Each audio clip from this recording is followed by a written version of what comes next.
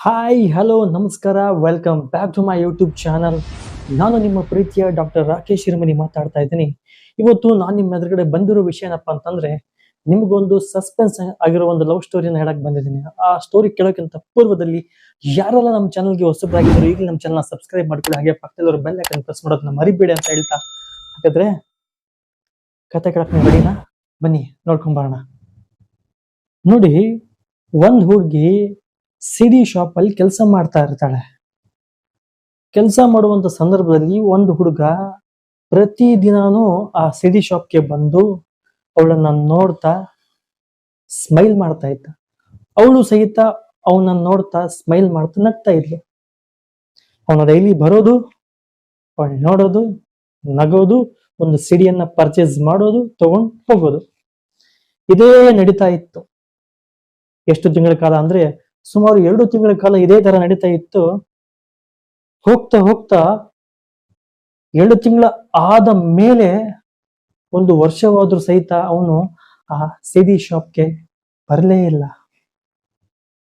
ಅವಾಗ ಹುಡುಗಿ ಯೋಚನೆ ಮಾಡಿದ್ಲು, ಯಾಕೆ ಇವನು ನನ್ನ ಪ್ರತಿನಿತ್ಯ ನೋಡ್ಲಿಕ್ಕೆ ಬರ್ತಾ ಇದ್ದ, ಆದ್ರೆ ಈಗ 1 ವರ್ಷ ಕಾಲ ಆಯ್ತು, ಯಾಕೆ ಇವನು ಬರ್ತಾ ಇಲ್ಲ, ಅಂತದೇನಾಗಿರ್ಬೋದು ಅಂತ ಹೇಳಿ ಆ ಹುಡುಗಿ ಆ ಹುಡುಗನ ಮನೆ ಅಡ್ರೆಸ್ ಅನ್ನ ಹುಡುಕೊಂಡು ಹೋಗ್ತಾಳೆ.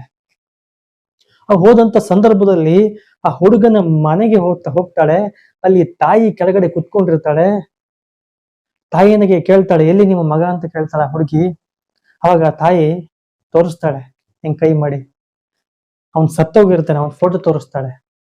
ಆಗ ಅವಳು ಕೇಳ್ತಾಳೆ, ಅಮ್ಮ ಏನಾಯ್ತು ಅವನ್ಗೆ ಅಂತ. ಅವನಿಗೆ ಕ್ಯಾನ್ಸರ್ ಕಾಯಿಲೆ ಇರುತ್ತೆ. ಆ ಕ್ಯಾನ್ಸರ್ ಕಾಯಿಲೆಯಿಂದ ಅವನು ಸತ್ತು ಹೋಗಿರ್ತಾನೆ. ಅದನ್ನ ಕೇಳೋಳು ದುಃಖ ಪಡ್ತಾ ಅಳಲಿಕ್ಕೆ ಶುರು ಮಾಡ್ತಾಳೆ. ಅಮ್ಮ, ಅವನದು ರೂಮ್ ಯಾವುದು ಅಂತ ಕೇಳ್ತಾಳೆ ಹುಡುಗಿ. ಇದೆ ನೋಡಮ್ಮ ಅಂತ ಆ ತಾಯಿ ಹೇಳ್ತಾಳೆ. ಆ ರೂಮ್ ಬಾಗಿಲ ಓಪನ್ ಮಾಡಿ ನೋಡ್ತಾಳೆ.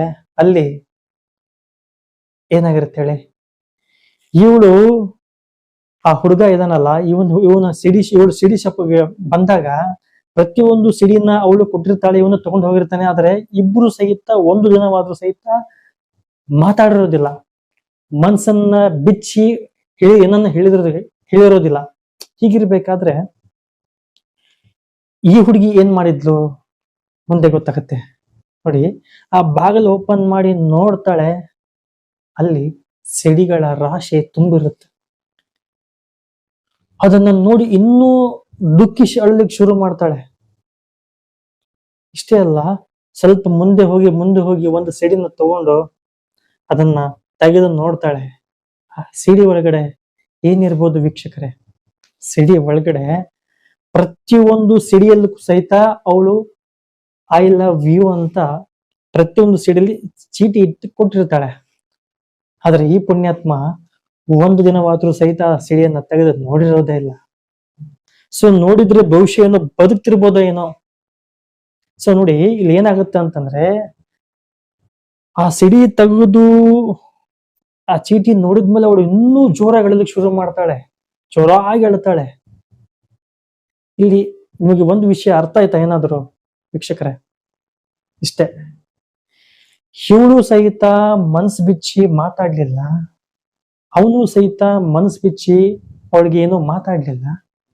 ಸೊ ನೋಡಿ, ಮಾತಾಡ್ದೇನೆ ಎಷ್ಟೋ ಪ್ರೀತಿಗಳು ಹೀಗೆ ದೂರ ಉಳ್ಕೊಂಡ್ಬಿಡ್ತವೆ, ಹೀಗೆ ಕೊನೆಯಾಗ್ಬಿಡ್ತವೆ. ಸೊ ಅದಕ್ಕೆ ನಾನು ಹೇಳೋದೇನಂದ್ರೆ, ನಿಮ್ಮಲ್ಲಿ ಏನೋ ವಿಷಯ ಇದ್ರು ಸಹಿತ ಮನಸ್ಸು ಬಿಚ್ಚಿ ಮಾತಾಡ್ಬಿಡಿ. ಸಸ್ಪೆನ್ಸ್ ಆಗಿ ಇಡಕ್ ಹೋಗ್ಬಿಡಿ.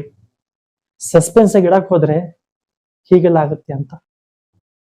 ಅದಕ್ಕೆ ನಾನು ಹೇಳಿದೆ ನಿಮ್ಗೆ ಆರಂಭದಲ್ಲಿ, ಇದು ಸಸ್ಪೆನ್ಸ್ ಆಗಿರೋ ಒಂದು ಲವ್ ಸ್ಟೋರಿ ಅಂತ. ಸೊ ಈ ತರ ಯಾವುದೇ ಕಾರಣಕ್ಕೂ ನೀವು ಮಾಡಬೇಡಿ ಅಂತ ಹೇಳ್ತಾ, ಈ ಕತೆ ನಿಮ್ಗೆ ಇಷ್ಟ ಆಗಿರ್ಬೋದು ಅಂದ್ಕೊಳ್ತೀನಿ. ಸೊ ಇಷ್ಟವಾದ್ರೆ ಸಾಧ್ಯವಾದಷ್ಟು ನಿಮ್ಮ ಸ್ನೇಹಿತರಿಗೆ, ಬಂಧು ಬಾಂಧವರಿಗೆ ಶೇರ್ ಮಾಡಿ ಅಂತ ಹೇಳ್ತಾ, ಎಲ್ಲರಿಗೂ ನಮಸ್ಕಾರ, ಬಾಯ್ ಬಾಯ್.